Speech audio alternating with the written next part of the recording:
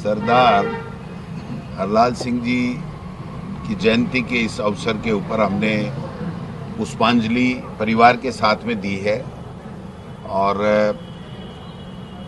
उस महान क्रांतिकारी स्वतंत्रता सेनानी और किसानों के, गरीबों के, सर्व समाज के जो मसीहा के रूप में पूरे राजस्थान में उन्होंने काम किया और एक उस वक्त में जो संघर्ष किया, उस वक्त में जो राजस्थान को एक नई दिशा दी, राजस्थान के लोगों को एक नई दिशा दिखाने का काम किया और जो आतंक का वातावरण था उसमें उन्होंने सर्व समाज को साथ लेकर के और सबके कल्याण के लिए कार्य किए। इसलिए आज वो याद किए जाते हैं, बरसों बरसों तक याद किए जाएंगे। लेकिन मैं समझता हूं कि ऐसे किसान नेता जो सर्व समाज को साथ लेकर के उन्होंने राजस्थान में एक अच्छी लोगों के कल्याण की नींव रखी थी, उस पे आज पर्दा डाला जा रहा है, उसको कुचला जा रहा है। जो देश और प्रदेश में डबल इंजन की सरकार अपने आप को बता रही है, वो किसानों के साथ में किस प्रकार से अत्याचार कर रही है।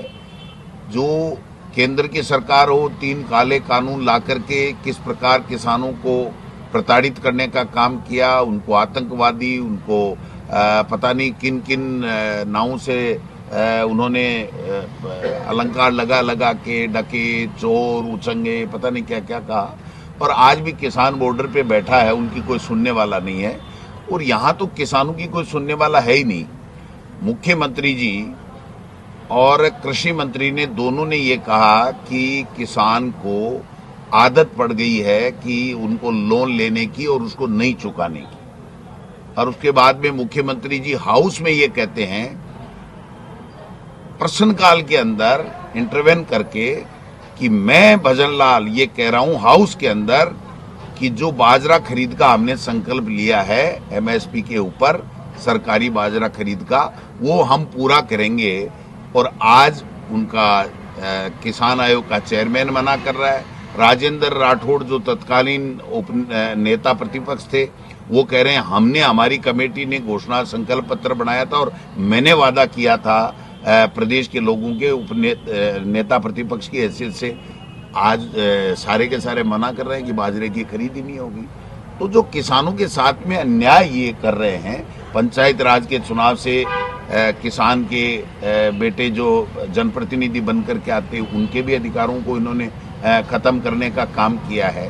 और एक आतंक का वातावरण और विपक्ष को कुचलने का काम कर रहे हैं। जैसे माननीय गहलोत साहब ने कहा कि जो फोन टेपिंग के आरोप कैबिनेट मंत्री ने लगाए थे, उस दिन पूरी पार्टी ये कह रही थी कि नहीं, किरोड़ी लाल जी ने ऐसा नहीं कहा। तो फिर आपने ये अनुशासन की कार्रवाई का नोटिस क्यों दिया, आप बताइए। अब आप मान रहे हैं कि किरोड़ी लाल जी ने ऐसा कह दिया जिससे छवि धूमिल हुई है। जब छवि धूमिल हुई है तो किरोड़ी लाल जी अब क्या जवाब देंगे, नहीं देंगे, मैं उसमें नहीं जाना चाहता। मैं ये कहना चाहता हूं कि हाउस को डिस्टर्ब करने का काम सत्ता पक्ष नहीं कर सकता। जो सत्ता पक्ष ने किया है वो पाप का भागी है।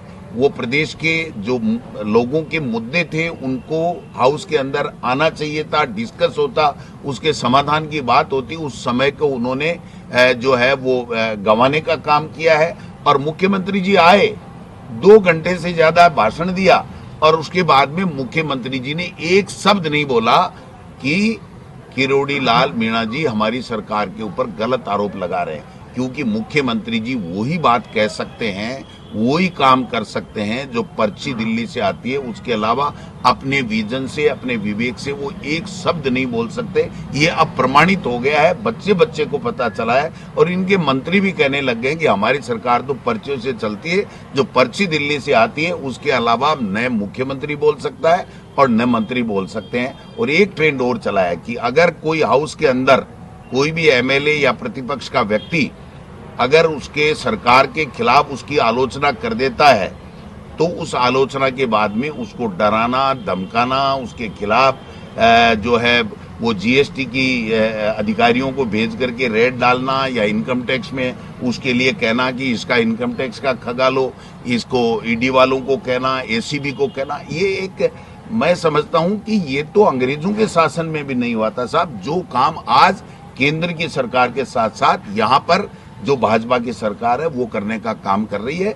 प्रतिपक्ष जनता की आवाज उठाता है, उसका अपना कोई काम नहीं होता, और प्रतिपक्ष जब तक सही तरीके से काम करेगा तभी लोकतंत्र जिंदा रहेगा, वरना तो हिटलरशाही आ जाएगी। और ये हिटलरशाही ला करके और लूटो, खोसो, खाओ, मौज उड़ाओ, ये जो संस्कृति ये भारतीय जनता पार्टी के लोग लेकर के आए, ये प्रदेश के लिए घातक है। तो ऐसे एक स्वतंत्रता सेनानी के इस जयंती के अवसर पर हम सब कांग्रेस के लोग संकल्प ले रहे हैं कि हम लोग इनसे डरने वाले नहीं हैं, इनसे घबराने वाले नहीं है। प्रदेश का जो भी युवा, नौजवान, किसान, दलित, पिछड़ा, महिला, बेरोजगार, सबकी आवाज बन करके, चाहे हम जेलों में जाएं, चाहे हमें कुछ भी वो लोग करें, इतना भी प्रताड़ित गलत रूप से करें, लेकिन हम डरने वाले नहीं, हम लोग मुकाबला करेंगे और इनको हटा के रहेंगे। सर, ये फोन टेपिंग वाले मामले पे किरोड़ी ने जवाब दी, तो हाँ गए हैं आपके विधायक हमारे जो विकास चौधरी हैं किशनगढ़ से विधायक,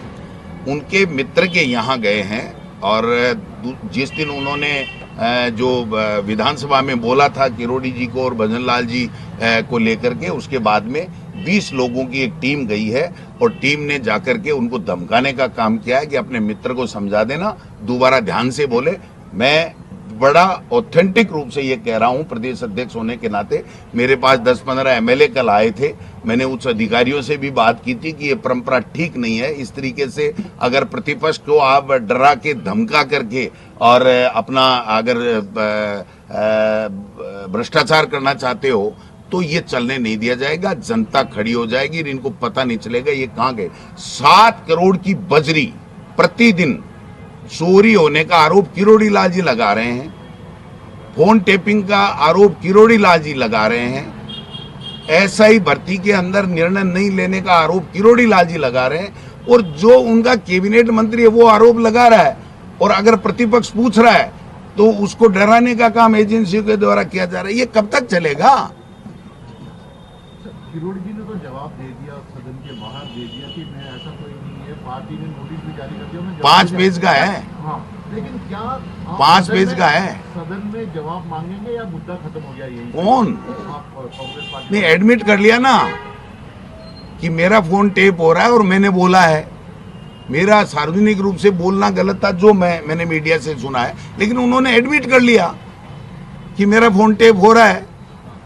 तो फोन टेप हो रहा है तो फिर कार्रवाई जो भी सरकार करे, देखते हैं क्या होता है। जवाब सरकार से मांगेंगे, जो जिसकी क्यों नहीं मांगेंगे? हम तो बजरी घोटाले का भी मांगेंगे, इनकी बेईमानी का भी मांगेंगे, जो इलीगल टेंडर करके गुजरात की कंपनियों को जो ठेके दे रहे हैं, बिजली को, पूरे किसानों की बिजली को जो है वो निजी लोगों को सौंपने का काम कर रहे हैं। खनन माफिया हावी हैं, पूरा का पूरा लैंड माफिया हावी है। और यहाँ पर जयपुर में इतना ज्यादा जमीनों में घोटाले हो रहे हैं, वो सारे मुद्दे उठाएंगे। क्यों नहीं उठाएंगे? डरते नहीं हम लोग। हम राहुल गांधी जी के सच्चे सिपाही हैं, हम निडरता के साथ में काम करेंगे। मरना तो एक दिन है भाई साहब, जहर खाएगा वही तो मरेगा। हमने बेईमानी की नहीं तो फिर हमें डरना किस बात का है? देखना आप, जब बजट भाषण आए, बजट के बाद में देखना इनकी क्या हालत बनाते हैं हम लोग। ऐसे डर के थोड़ी काम चलेगा। नहीं डरने को लेकर कह रहे हैं कि 2047 को लेकर देखते हुए बना रहे विजनरी बजट आएगा। काय का विजनरी? जो ये बजट दिया था ना इन्होंने, उसका 10% पूरा नहीं हुआ। हम बता देंगे 20 तारीख को, सुन लेना। 10% ही नहीं हुआ। तैयारी तो रहती है, हमेशा ही रहती है। इनके सामने क्या तैयारी करने, ये तो खुद ही दे देंगे कि हमारी ये पोजीशन है।